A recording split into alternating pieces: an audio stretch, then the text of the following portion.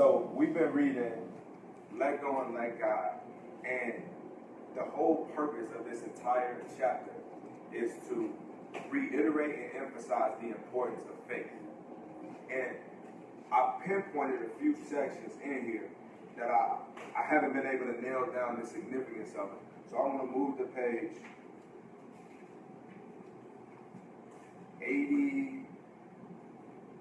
77. He said, I will make the observation, if you can show me a person who achieves great things, I can show you a person who has great faith in his God-given ability to achieve what he images. Then, toward the bottom of page 77, he says, comparatively, few people today realize just how much faith in oneself, and this is the part that struck me as interesting, in oneself, that part of oneself which is spiritual and perfect, has to do with achievement. Moving forward to page 83. Don't forget, it is never sufficient to believe in yourself, that part of which God created in his image, only when you feel particularly enthusiastic or when some particular good fortune has befallen you. And there was one more in the affirmation. The image of your Creator lies within you, the image of perfection.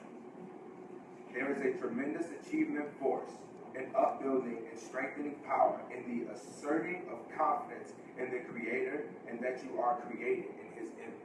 So over and over and over again, he's emphasizing the fact that that thing that you're supposed to have faith in is not outside of you. It's not some cosmic person sitting on a cloud. It's within you.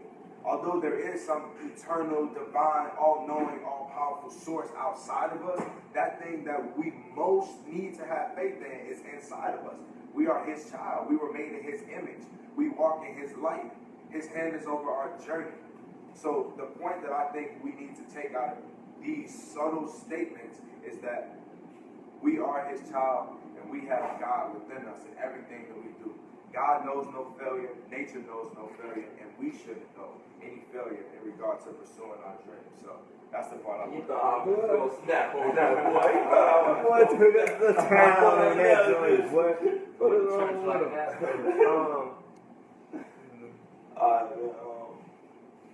I'm going to go next. Starting on page 76. Say, in example, have faith that whatever must happen for him to achieve his goal will indeed occur. All things become possible. And I'm going to flip page to 79. You see, the trouble with those of us who fail to achieve what we desire is not that we lack the ability to do so, but that we lack the faith implicit in the let go and let God principle, which dictates whatever is necessary for us to reach our goal when need occur. This is day 12 of us reading this. And every morning after we get done reading, we find something new and hot about this passage. Now, I keep coming back to the same thing, but what I think is truly important is we act as if there's no failure. Chuck had mentioned it before. Nature knows no failure. God's divine laws know no failure. So if you can operate with the intent and the self-confidence that whatever you do, you can't fail at, imagine really going after that goal. A lot of people set goals, and they're setting goals they know they can hit.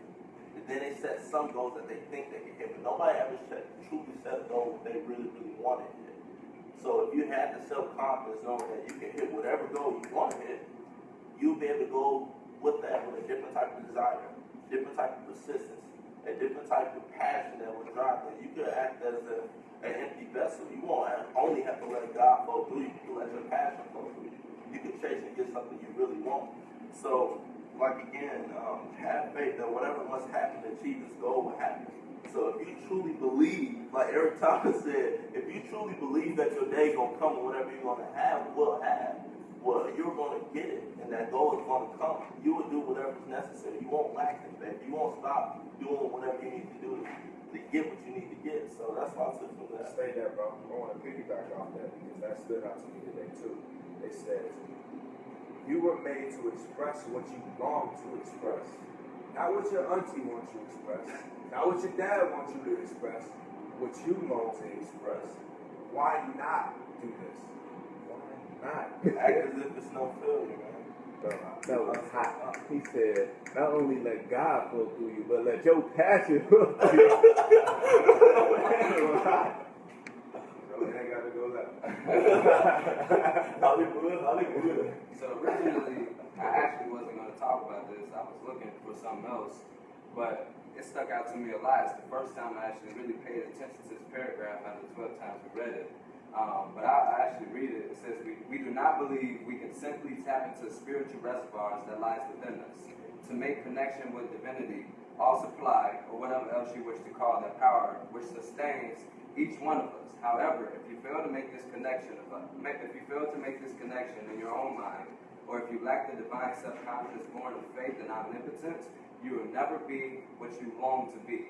And so this stood out to me on a different level. It clearly stated that although we go through life and we see ourselves as physical beings, we never really pay attention to the spiritual side of ourselves. We never really pay attention to the connection with God, to the connection that we have within us.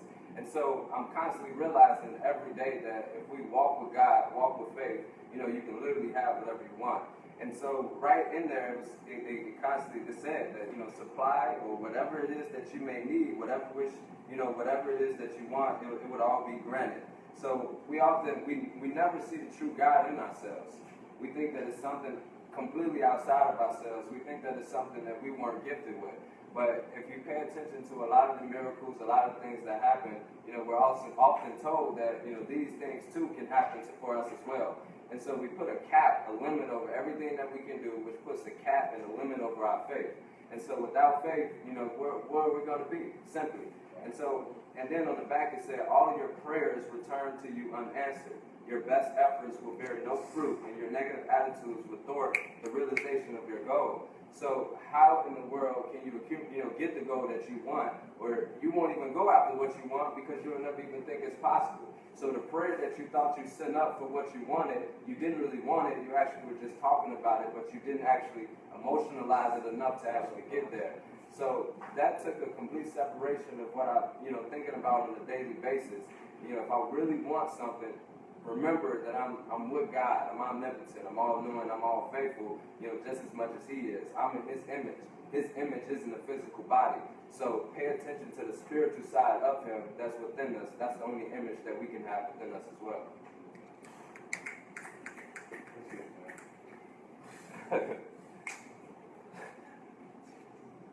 Alright, I want to take us, bro, all the way back to the very beginning on page 73, first page.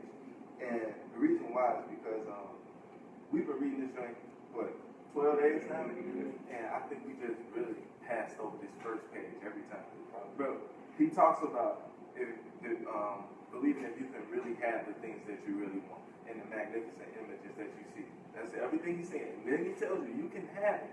You can have it all. If you learn the principles that are stated in this chapter right here, not anything else in this one chapter, then he goes on to say, it's faith that drives this chapter. So, I want you to look at the Bible. He says, however, once you do understand this chapter, it will be as if a tremendous light has gone on in your mind, truly illuminating your life, and you will realize you will never again be the same person you once were.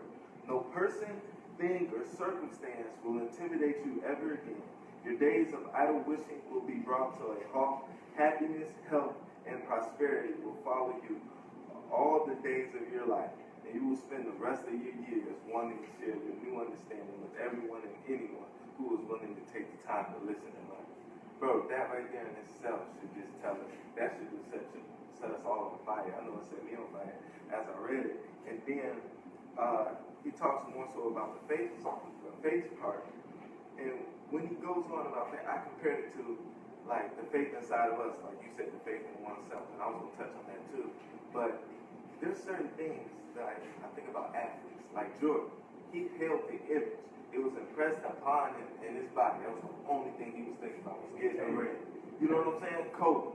Like, that's the only thing they were thinking about all the time. It was impressed upon him. It was in their emotional mind all day, every day. You can't tell me it wasn't.